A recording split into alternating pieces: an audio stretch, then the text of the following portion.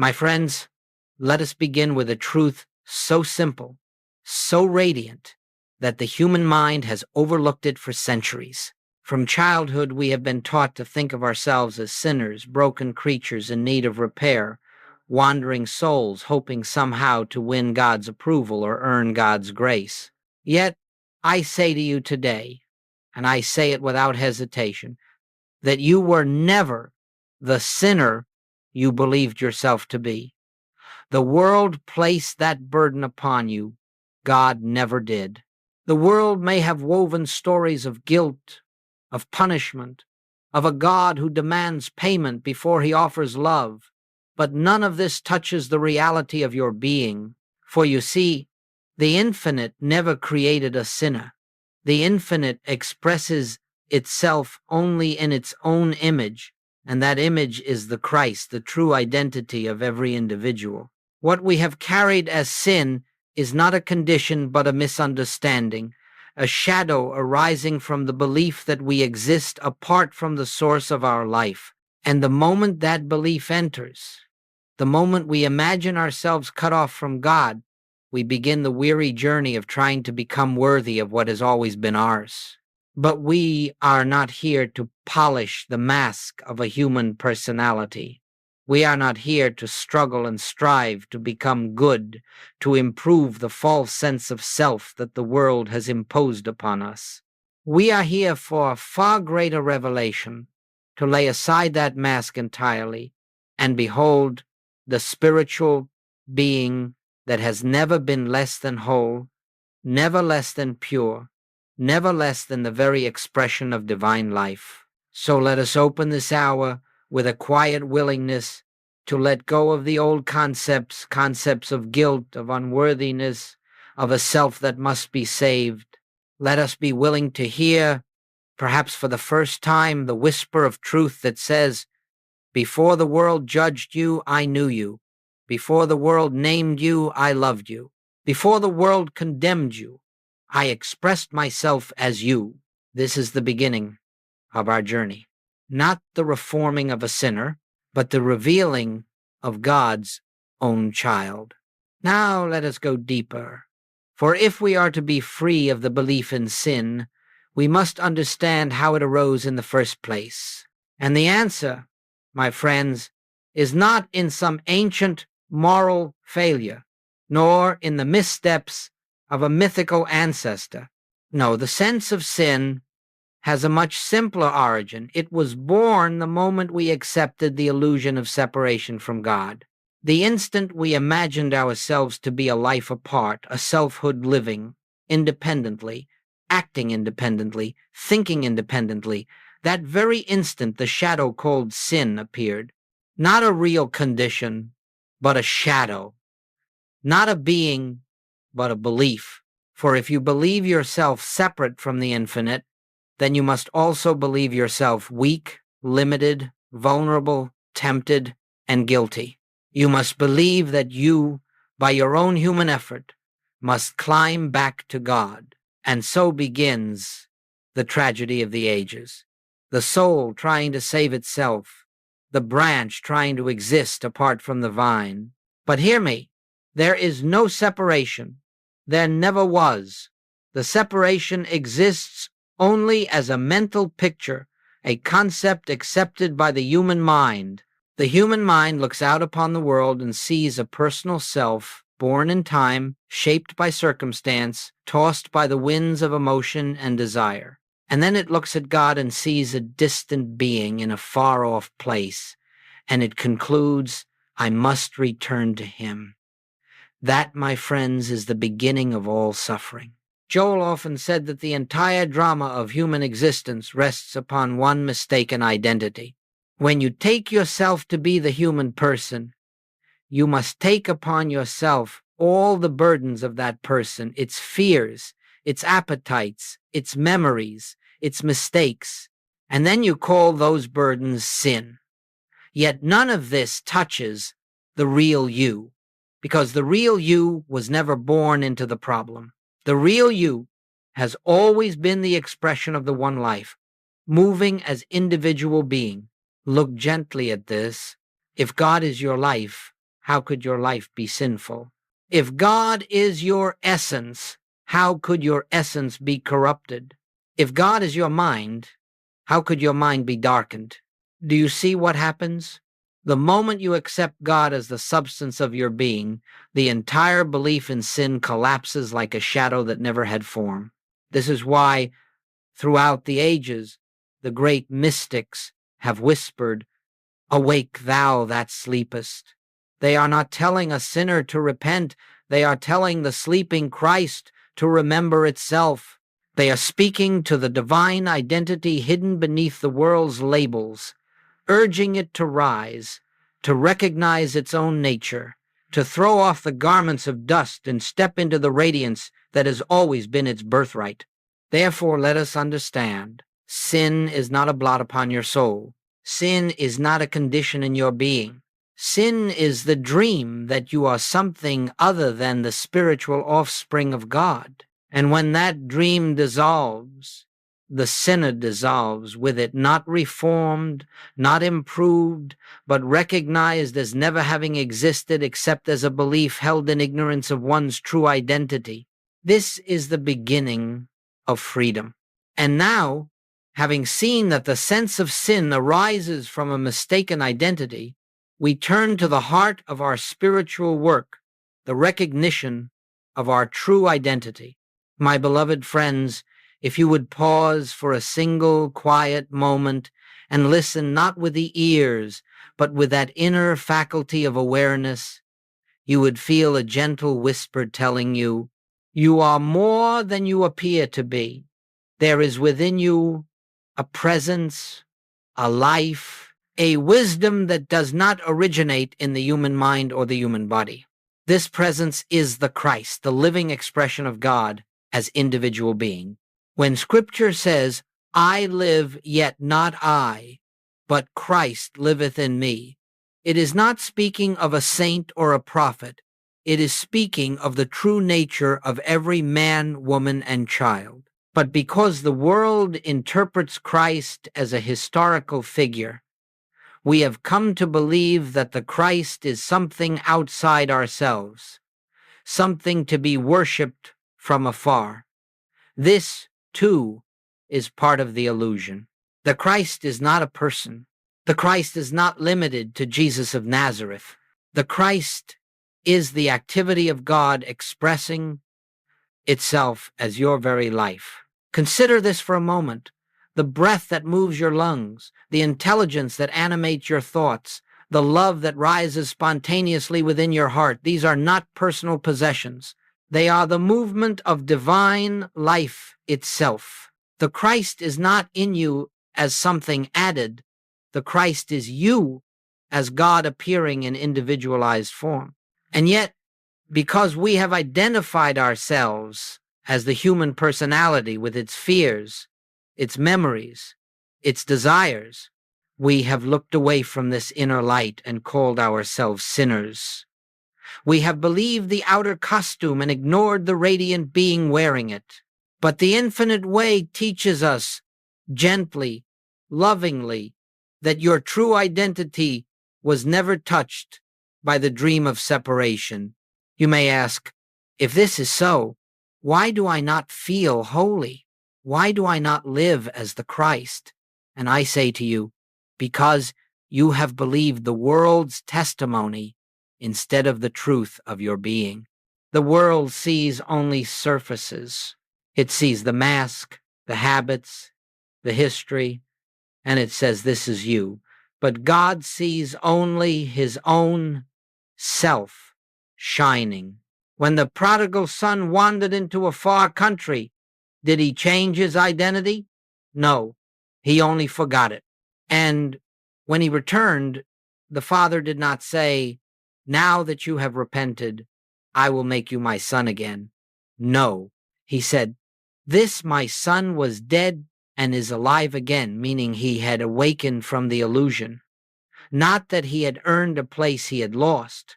All spiritual awakening is the same. It is the remembrance of what you are, not the attainment of something you are not. To behold the Christ within you is to look past the garments of the flesh and see the invisible light that animates you. It is to realize that your true nature is not the anxious mind, not the aging body, not the troubled emotions. Your true nature is the invisible presence that witnesses these things without ever being one of them.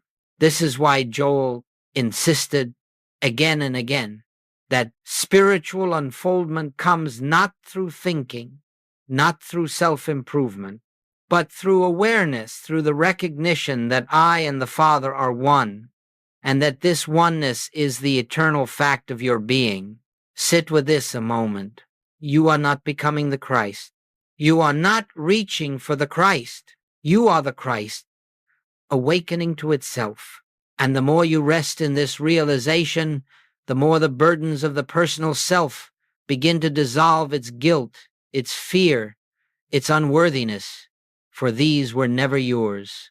They belonged only to the false sense of self you no longer need to maintain. You have never been the sinner. You have always been the expression of God.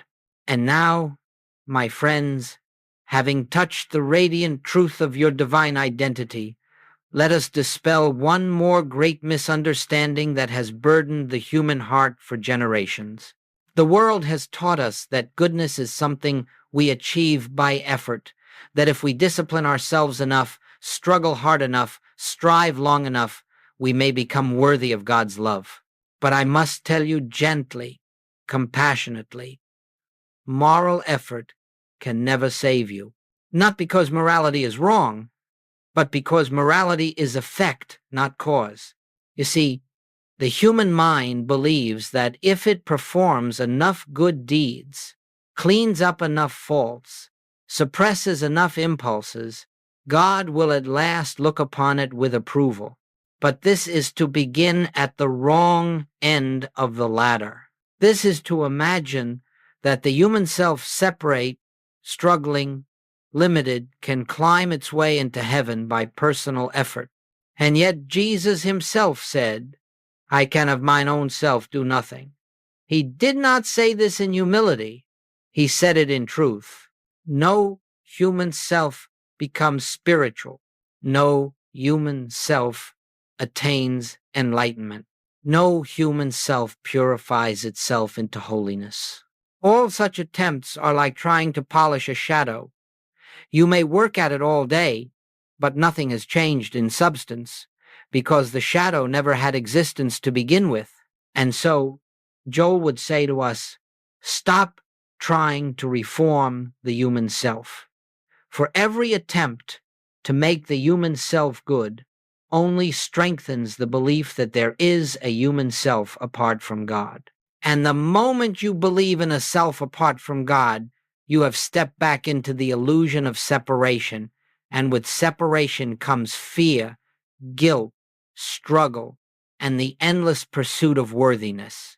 But hear this, grace makes you good, grace alone, not because grace rewards effort, but because grace is your own true nature, the divine activity of God expressing itself as you. When you rest in the awareness of your oneness with the infinite, goodness flows naturally, spontaneously, effortlessly, just as the fragrance flows from a flower without striving. You have noticed, perhaps, that when you are at peace, when you are centered in the presence, you do not have to force yourself to be kind. Love arises of its own accord. Forgiveness comes without effort. Wisdom appears without calculation. This is grace, God being God through you. And it is in this sense that the sinner vanishes, not through self-correction, but through self-forgetting. When you stop identifying with the personal sense of I, and begin to feel the living Christ revealing itself within you, then all the qualities you once tried to cultivate by human will emerge quietly, gently, as the natural expression of your true being. This is why Joel insisted that spiritual work is never the work of changing the outer life. It is the inner recognition of truth. When this recognition dawns, the outer life conforms without struggle, because forms always follow consciousness. So let us put aside the exhausting belief that we must earn God's love. Let us cease trying to make ourselves spiritual through discipline and effort, and let us rest instead in the great liberating truth. You are already what you are trying to become. You are already the expression of God's own goodness. You are already the place where grace flows into visibility. When you realize this, you no longer attempt to become better. You simply allow the infinite to reveal its own perfection as your life. And now, as we move more deeply into this sacred work, let us understand something of vital importance. The so-called sinner disappears not by being improved, not by being punished, not by being disciplined, but by being seen through. The sinner is not a condition to be healed. It is an appearance to be understood, and the moment it is understood, the moment its nature is revealed as illusion, it dissolves of its own nothingness.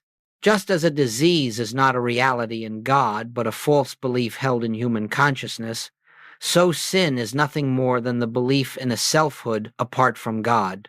And when that belief is exposed, when the light of spiritual awareness shines upon it, the entire structure collapses like a shadow that vanishes the instant you turn toward the light.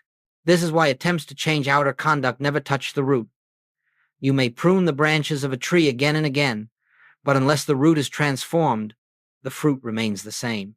So long as you believe, even unconsciously, that you are a separate self acting in a world of separate powers, you must experience the effects of that belief. And the effects appear as fear, guilt, compulsion, conflict, what the world calls sin. But hear me well, these appearances are not you. They never were you. They are the shadows cast by a false sense of identity. When you look at yourself, do not look at the outer picture. Do not look at the mistakes you have made, the habits you have succumbed to, the feelings you have felt. These belong to the dream state of the human mind, and the human mind is not the mind that was in Christ Jesus. You are not called to heal the dream. You are called to awaken from it. Let us take a simple example. A man stands in a dimly lit room and sees what appears to be a snake coiled in the corner. He trembles, he recoils, he cries out in fear. But when the light is turned on, the snake is revealed to be nothing more than a rope. Now tell me, did he conquer the snake? Did he fight it? Did he pray it away? No. He saw through the appearance, and the appearance vanished. This is precisely how we approach sin in the infinite way. We do not treat it. We do not battle it. We do not attempt to overcome it. We look at it with the inner eye and recognize this has no reality in God, therefore it has no reality in me. And in that very recognition, the false sense dissolves. Joel would remind us often that the greatest healing is the healing of identity. The moment you see yourself as the spiritual idea of God, the belief in sin can no longer attach itself to you. It has no ground on which to stand. You cannot be tempted by what you see to be unreal. You cannot be bound by what you recognize as a dream image. And you cannot condemn yourself for what never touched your true being. This is true forgiveness, not an act of personal will, but the clear spiritual perception that nothing real has been harmed, nothing divine has been stained. When Jesus said to the adulterous woman, "Neither do I condemn thee," he was not excusing sin, he was seeing through it. He was beholding the Christ where the world saw a sinner. So let us practice this vision now. Whenever a memory, a mistake, a feeling of unworthiness rises before you, pause for a moment, become still, and gently say within yourself, "This is not I.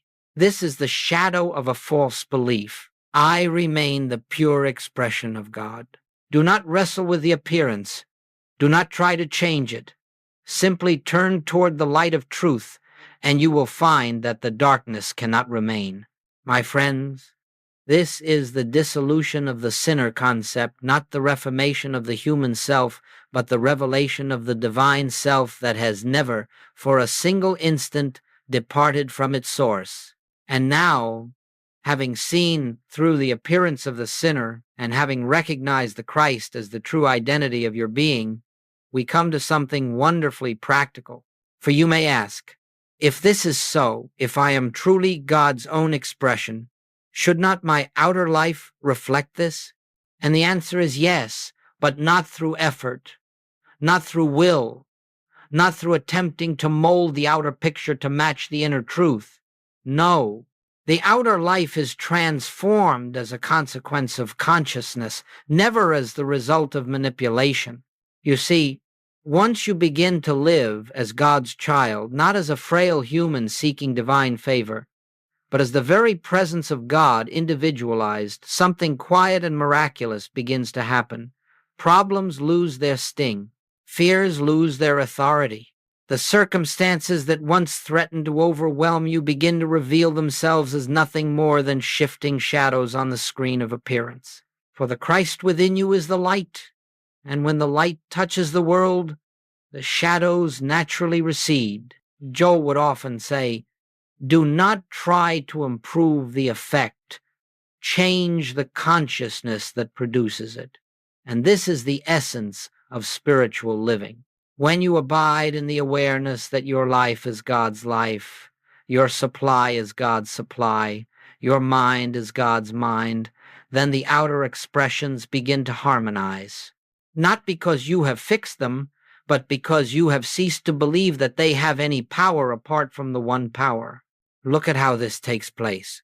When you live as God's child, your fears begin to dissolve, not because you have conquered them, but because you have discovered they never had power.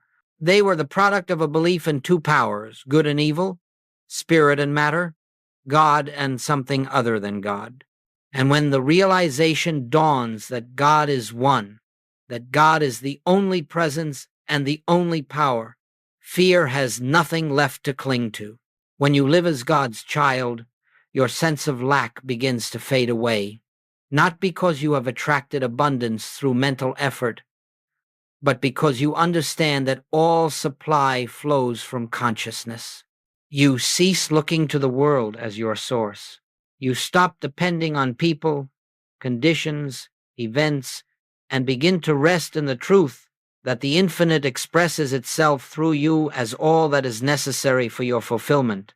When you live as God's child, your relationships begin to heal, not because you have mastered techniques of communication or persuasion, but because you are no longer meeting people as separate individuals with separate minds and separate wills.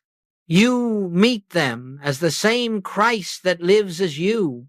You behold the divine identity in them, and that recognition becomes the healing influence. For in the presence of truth, conflict has no life. And when you live as God's child, even the body responds not because you have attempted to improve it, but because you no longer identify with it as yourself. The body becomes an instrument, an expression, a temple through which the divine life moves. And as consciousness becomes purified of fear, guilt, and separation, the body reflects this harmony. But the real transformation, the real transformation is inward.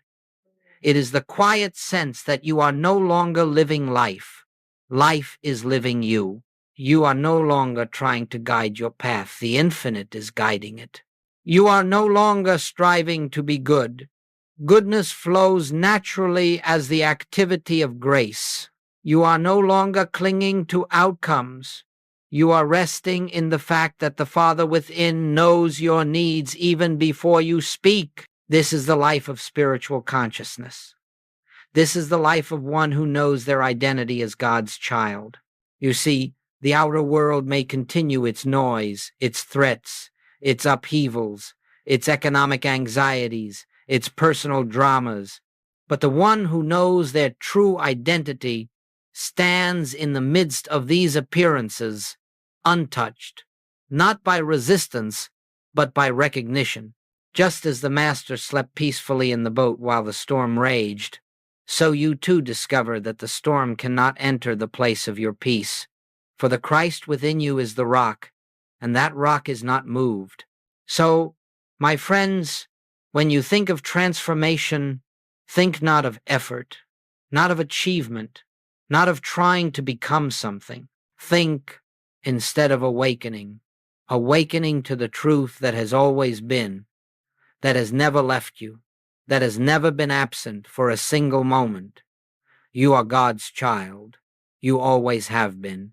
And as this consciousness becomes established within you, you will find that life begins to unfold from within gently, effortlessly, beautifully, because the Christ now lives your life. And where the Christ is recognized, harmony must appear. Now, my friends, it is not enough that we hear these truths with the intellect. It is not enough that we nod in agreement or feel a momentary uplift. Spiritual truth becomes power only as it becomes experience.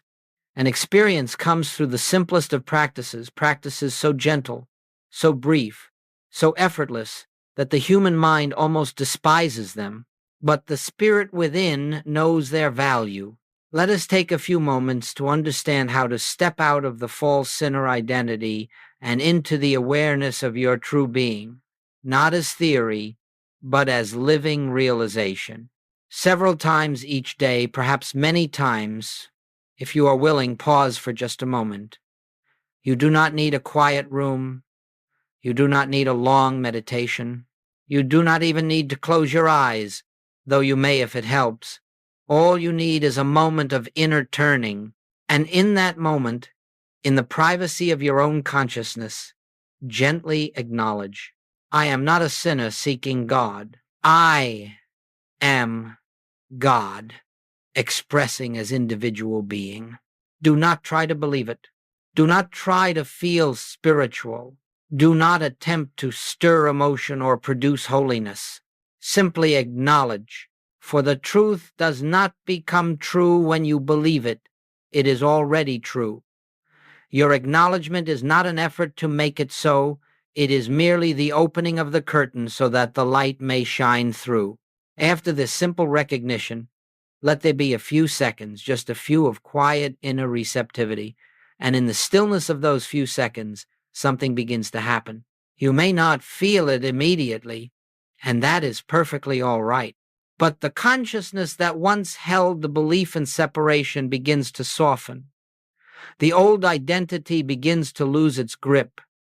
The sinner mask begins to fall away. Then, if it arises naturally, you may add one more gentle whisper of truth. Father, thou art here. Thy life is my life. Let that be enough. Not a prayer for protection. Not a request for forgiveness. Not a plea for improvement. Just a recognition of what already is. Then here is the key. Return to your activity as though nothing special has happened. The human mind will want to turn this into a performance, a technique, an achievement. Do not allow it. Let the work be done silently, secretly, without strain. You are not trying to purify yourself. You are not trying to become holy. You are remembering who you are. And as this remembrance is touched again and again throughout the day, something begins to shift. The sense of me, the old identity of weakness, guilt, and separation, loosens its hold. A new center of being emerges, not a new self, but the eternal self finally allowed to be seen. Then, one day, when a feeling of unworthiness tries to arise, you will notice there is a space between you and that feeling. You will see it as a visitor, an echo of the old life, but not as your identity. And in that moment, without effort, you will simply turn inward and feel, this is not I, and it will vanish. When a memory of past wrongdoing appears, and you will no longer sink under its weight.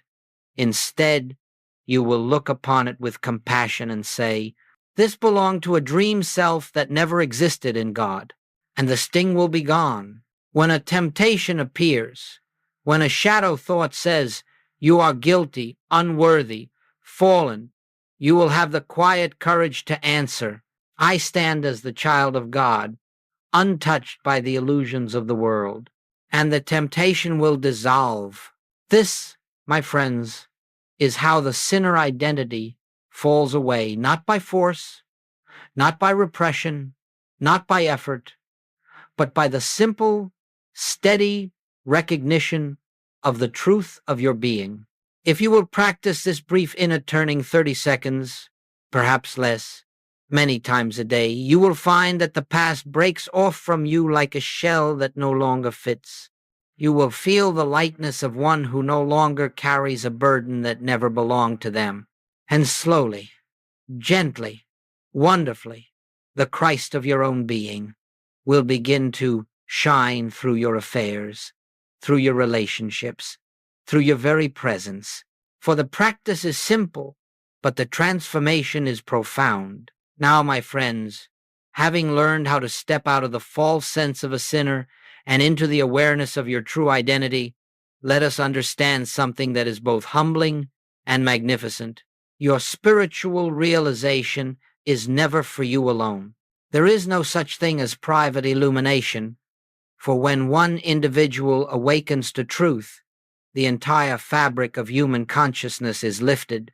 This is the mystery of oneness. Just as a single lamp brightens every corner of a room, so the light that dawns in your consciousness touches the lives of those around you. You may never speak a word of truth to them. You may never mention God or Christ or the infinite way, yet your very presence becomes a benediction, a quiet healing influence that moves silently, invisibly, yet unmistakably into the minds and hearts of others.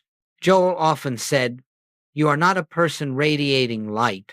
You are the transparency through which the light of God shines."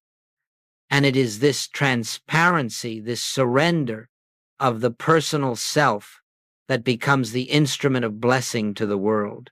The moment you stop identifying with the sinner, the struggler, the fearful one, and begin to rest as God's own child, something shifts not only within you but in the collective consciousness of mankind. You see, the world believes in separation, in guilt, in condemnation, in fear. These beliefs have accumulated over centuries and have built the atmosphere in which humanity lives.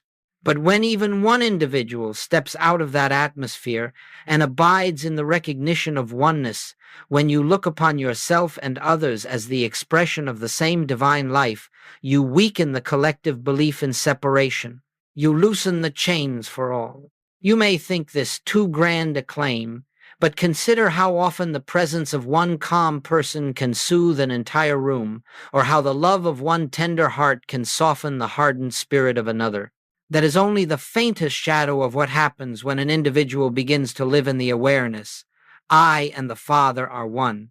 You become a point through which the infinite pours itself into human consciousness. You need not try to do anything. You need not try to heal the world. You need not try to teach or persuade or correct. Your only responsibility is to dwell in the truth of your being, and the truth will do the work. When you walk into a home where there is tension, the atmosphere will begin to change, not because you have spoken, but because the peace within you is a living presence. When you meet someone burdened by guilt, they will feel an inexplicable sense of release, not because you absolved them, but because your consciousness no longer believes in the sinner. When you encounter anger, it will soften in your presence, not because you resisted it, but because the Christ in you beholds the Christ in the other. This is the meaning of the scriptural promise. A little leaven leavens the whole lump.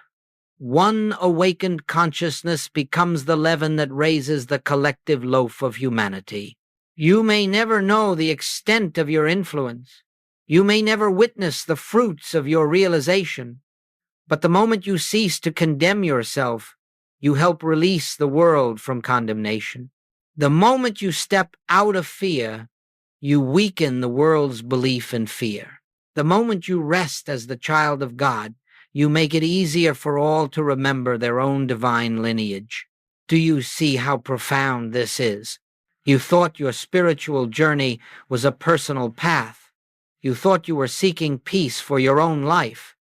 But you have been called quietly, tenderly into a work far greater than you imagined. You have been called to be a point of light in a world troubled by darkness, not by striving to fix the world, but by allowing God to be God through you. This is why your realization matters. This is why you cannot dismiss yourself as insignificant. This is why you cannot say, "Who am I to awaken?" For the answer is simple and eternal. You are the one through whom God has chosen to shine today. And as you live in this awareness, the world is lifted, not by your effort, but by your being. And now, my friends, as we draw this hour to its quiet close, let us gather together the threads of what we have seen, not as a summary for the mind, but as a gentle resting place for the heart. We have walked through the illusion of separation. We have looked upon the shadow called sin, and we have seen it dissolve in the light of truth. We have touched, however lightly, the radiant realization that your true identity is not the troubled, striving, fearful self the world trained you to believe in. You are, and always have been, the living expression of God's own being. And so I invite you now not to think, not to analyze, not to measure your spiritual progress, but simply to rest. Rest in the great truth that has been whispering to you throughout this entire journey. You were never the sinner. You were never the fallen. You were never the separate one. You are the beloved of God, the child of the infinite, the transparency through which the light of divine love shines into this world. Let this truth cradle you for a moment. Let it wash gently through your consciousness like a quiet tide at dawn. You do not have to make it true. You do not have to hold on to it with effort or discipline. Truth holds you. Truth sustains you. Truth is the ground upon which your being stands. You may notice, as we sit together in this silence, that the mind tries to return to old habits. It may whisper, "But what about my past? What about my mistakes? What about the things I still need to overcome?" And to this we give the simplest, softest answer: peace. Be still. The past is a dream that never touched your true self. Your mistakes were shadows cast upon a screen of belief. There is nothing to overcome, for the Christ in you was never harmed. And so, as we rest now, let us feel the gentle certainty of this truth. You are safe. You are whole. You are held in the everlasting arms of the one who is your life, your breath, your very being. Nothing can separate you from the love of God, because that love is what you are. When you rise from this moment, do not strain to hold the awareness. Do not try to maintain peace by effort. Simply walk gently, quietly through your day with the inner knowing that the presence goes before you. And as you touch that presence again and again, in little pauses of quiet throughout the day, you will feel the truth deepening in your consciousness, becoming not just something you hear, but something you live. And the world around you, your home, your work, your relationships, will begin to respond to this inner shift, not because you are performing truth, but because truth has found a dwelling place in you. My friends, go now in peace. Not your peace, but the peace of God that passeth all understanding. Let that peace keep your heart and mind. Let that peace guide your steps. Let that peace reveal to you, day by day, the wonder of what you truly are, for you were never lost. You were never separate. You were never less than the divine expression of infinite love. Rest in this. Live in this. Be this.